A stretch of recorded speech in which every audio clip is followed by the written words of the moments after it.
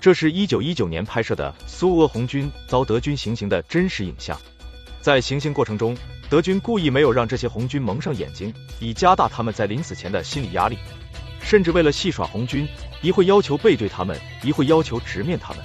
尽管如此，摄影者仍然在人群中抓拍到一名胡子男红军在嘲笑着眼前的德军，表现出毫无畏惧的态度。这无疑需要强大的心理素质，是什么样的信念在支撑着他呢？甚至影像拍摄时，德国已战败投降半年，那为什么还要枪杀苏俄红军？下面我们将一一解密。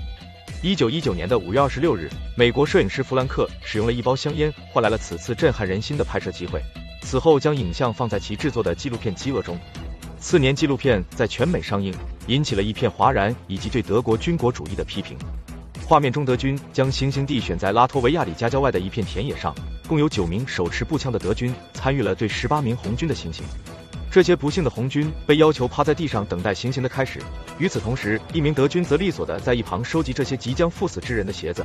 引用摄影师的旁白就是：在当时，鞋子和香烟一样令人垂涎。1917年俄国10月革命后，列宁带领的布尔什维克党推翻了临时政府，并以工人、士兵和农民为基础建立了苏俄政权。其革命理念更是迅速向周边国家蔓延，影像拍摄地的拉脱维亚国正是其中之一。尽管一战时德国战败，但德军依旧在拉脱维亚维持一定的军事存在，以保持在东欧的影响力，以及阻止苏俄革命思想向资本主义世界的蔓延。故在拉脱维亚国活动的红军遂成了他们的眼中钉，对红军的搜捕和杀害亦愈演愈烈。影像中的枪决红军也是基于这个背景下发生的。镜头中的18名红军被分成3人一组进行行刑。根据弗兰克的记录，德军为了提高行刑效率，每名红军都被3名德军射击，其中2人瞄准头部，1人瞄准胸部。正因如此，我们偶尔能看到红军的帽子被子弹击飞，视觉甚是震撼。绝境下，即便身边的同志接连倒下，胡子男红军依旧保持着对德军的嘲笑，颇有横眉冷对千夫指的风范。为了革命，其他红军也表现得毫不畏惧，站得笔直，从容听从着行刑者的戏耍般的指挥，一会背过身，一会转回来。或是为了出气，德军将此前一直在嘲笑他们的胡子男红军放在最后一批被处决的人中，但他依旧视死如归地微笑着，抬手一瞬间仿佛在说：来吧，开枪吧。在他心目中，他正在为人类的革命事业和未来赴死，是死得其所。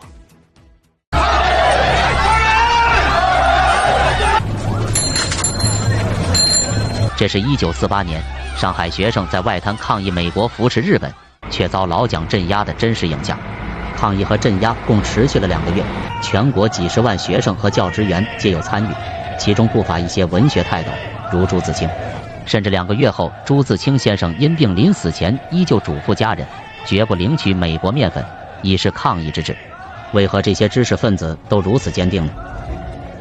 镜头中，学生们正在外滩的中央银行大楼前手挽手，团结一致抗议。此时可见大街上的军警正持枪戒备。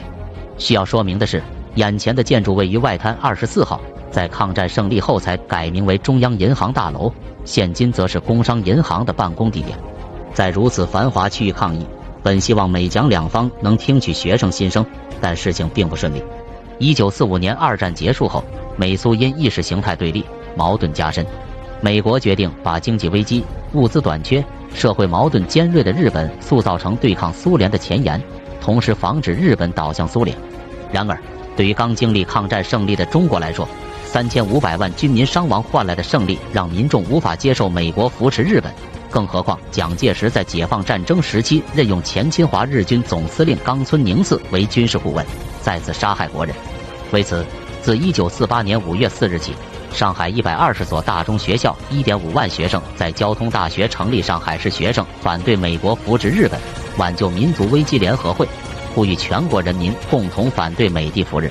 5月22日，发起了10万人的反美扶日签名运动，提出反对美国货倾销、爱用国货，迅速召开对日和会，解散日本海上保安厅，拘捕并公审日本战犯等口号。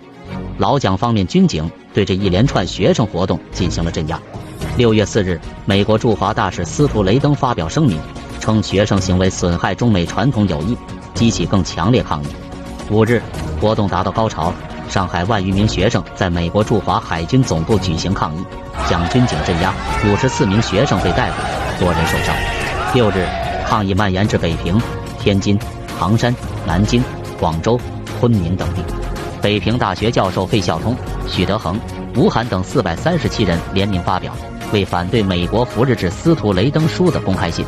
身为清华大学中文系教授的朱自清亦加入活动，也就是那名写有《背影》散文的作家。此时，朱自清已身患重病且无钱医治，但依旧有骨气地表示拒绝美国收买灵魂的面粉施舍，以示抗议。2个月后，朱自清因病逝世，临死前依然嘱咐夫人，以后家里坚决不买美国面粉。抗议活动发生时，正处于解放战争后期，美蒋双方的镇压行为进一步孤立和脱离了民众，为此最终败退，被民众所抛弃也是注定的。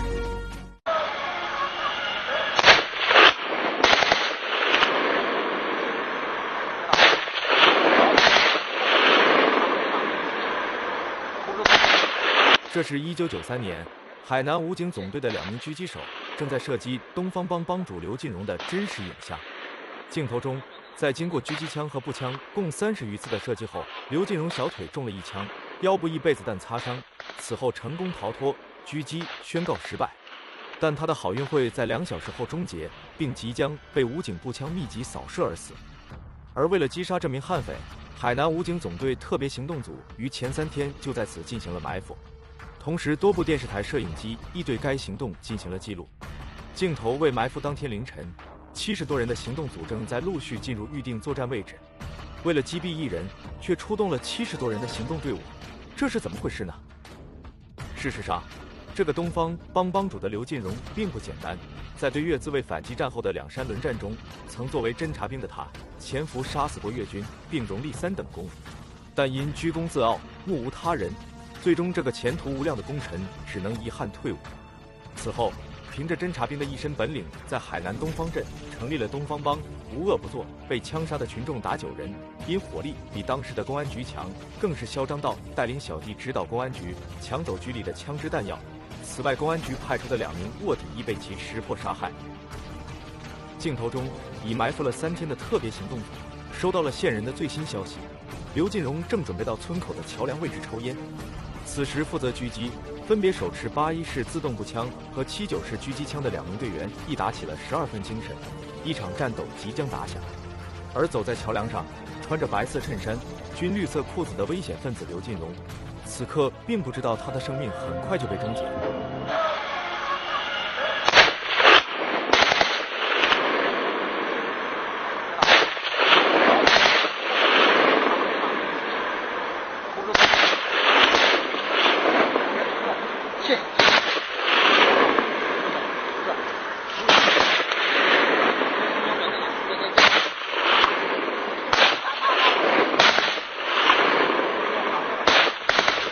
遗憾的是，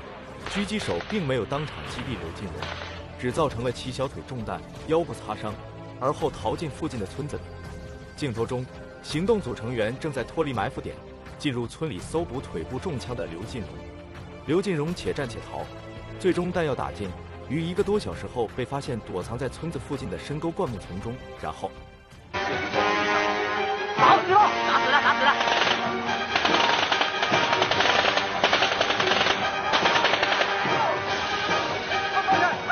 最终，恶贯满盈的刘进荣在3支81式自动步枪的扫射下，身中10多枪而亡。这个曾经的功臣侦察兵自此毙命。5个人没，8个人一分钟，1分钟。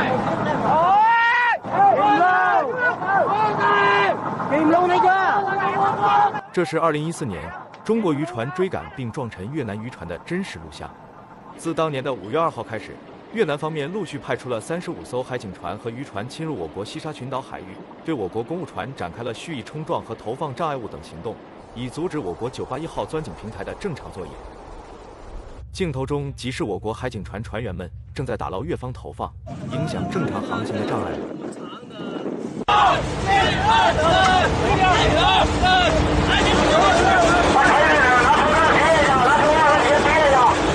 出于保卫领海以及保障钻井平台的顺利工作，我国亦派出了军舰、飞机、海警船、拖船、运输船、铁壳加固渔船等进行护航工作。期间，双方超100艘船只在西沙群岛海域形成对峙。根据统计，截止至当年的5月16日，越方冲撞中国船只已达560多次。5月26日下午，越防部计程师再次以渔船侵入我国的西沙群岛，并迅速冲向981钻进平台。在这千钧一发之际，我国经过特别加固的铁壳渔船迅速组团布阵，将越南渔船进攻队伍分割驱赶。自此便出现了开头的中国渔船撞沉越南渔船事件。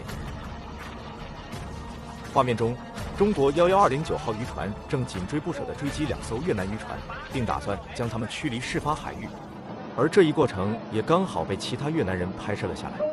越南渔船凭借着体质小、吨位小、速度快的原因，逐渐拉开了双方的距离，看似即将逃脱。然而细心的观众也注意到了，此刻越南渔船使用的已是最大航速。从其发动机燃烧不充分排出的黑烟，即可得知越船已经在拼了命地逃跑。对于越船而言，此时最快速度远离我国的特别加固渔船必然是最明智选择。然而，我方渔船岂会如其所愿？只见我方渔船轻松地加大了马力，双方距离便逐渐缩短。反观越船，此时航速已达最大，命运早已不是自己所能掌握的了。就在两船即将接触的瞬间，在一旁观战的其他越船渔民也跟着发出了惊呼声。紧接着，最精彩的一幕开始了。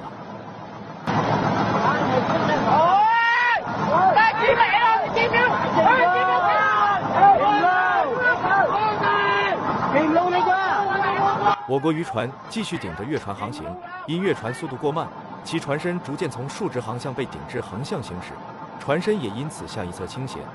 伴随着一旁的越南渔民再次惊呼，该越船被我国的铁壳渔船撞翻。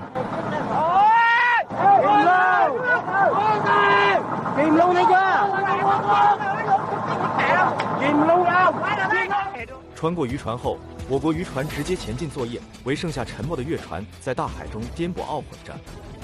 据报道，沉没的越南渔船上的10名船员最终被其附近的其他越船所救，并安全送回越南。而沉没的越船 DNA90152 号亦于1周后被打捞上岸，然而由于破损严重，即便修好后其安全性依然不能满足出海作业，这也是这些越南人侵犯我国领海的恶果之一。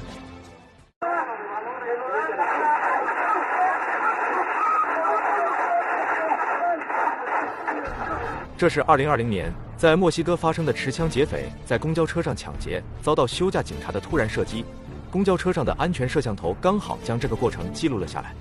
画面中，2名蒙面劫匪一前一后地控制住了公交车，并放话威胁一车的乘客交出钱财和贵重物品。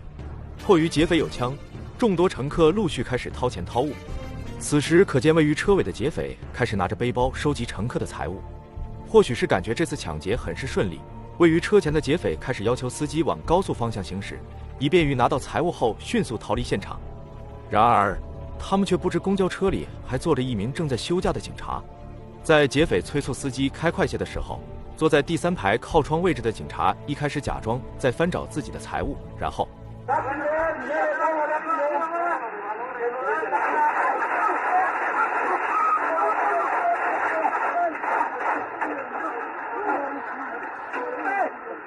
再来看下慢镜头，警察先是突然对车前的劫匪射击了数枪，劫匪反击后转身找掩体，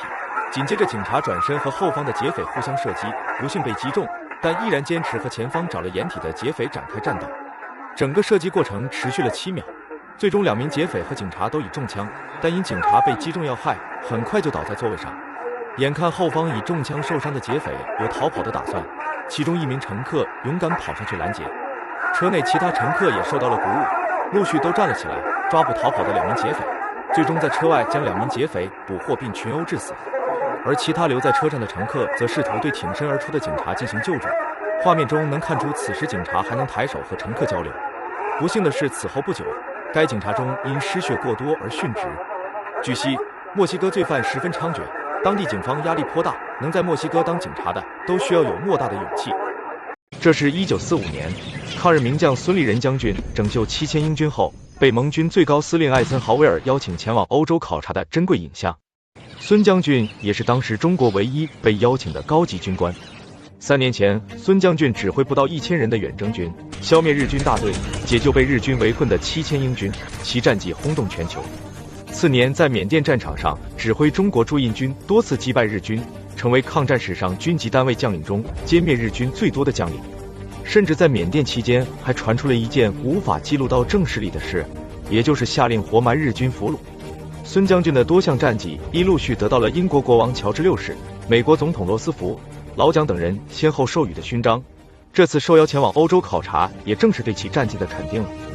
画面中是到达欧洲后的第2个月，孙将军来到荷兰艾帕道恩，参观了加拿大第1军团司令部，在军长科瑞拉的陪同下检阅了加拿大军队，并观看了该军缴获的德军武器装备，包括当时甚为罕见的有线遥控坦克。皆为名将，2位将军一见如故。科瑞拉军长亦以上宾之礼接待孙将军，当晚甚至还安排了孙将军住在希特勒的豪华指挥所。可惜的是，这位战功赫赫的将军在跟随老蒋退守台湾后，因极力反对蒋氏父子用特务手段操控军队，被蒋软禁33年，薪水停发，仅靠养鸡、种果、卖花养家。1990年，孙将军去世，并留下遗言：不葬大陆，棺木不入土。